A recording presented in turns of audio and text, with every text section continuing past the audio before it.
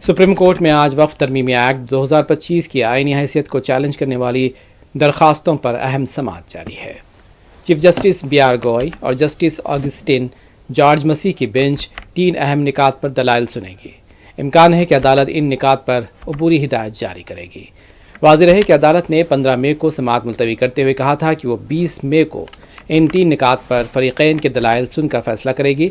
پہلا نکتہ وقفہ جائیداد کو ڈی نوٹیفائی کرنے کے اختیار سے متعلق ہے، خاص طور پر وہ جائیدادیں جو عدالت وقف اور بائی یوزرز یا وقف ڈیڈ کے ذریعے وقف قرار دی گئی ہوں۔ دوسرا نکتہ ریاستی وقف بورڈ اور مرکزی وقف کونسل کی تشکیل سے متعلق ہے، جہاں درخواست گزاروں کا کہنا ہے کہ ان اداروں میں مسلمانوں کے سوا کسی کو شامل نہ کیا جائے، سوائے ان کے جو بحیثیت عہدیدار نامزد ہوں۔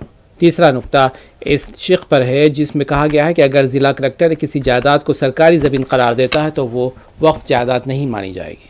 عدالت نے دونوں فریقوں کے وکلاء سینئر وکیل کپل سبل اور سالیسیٹر جنرل تشار مہتا کو 19 مئی تک تحریری نوٹس داخل کرنے کی ہدایت دی تھی۔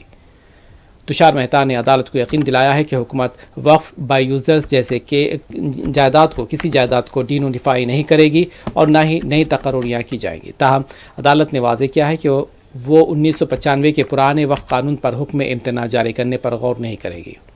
اس سے پہلے جسٹس سنجیو کھنہ کی بینچ اس معاملے کو سن رہی تھی، مگر ان کی ریٹائرمنٹ کے بعد یہ معاملہ جسٹس گوئی کی سربراہی میں منتقل کر دیا گیا۔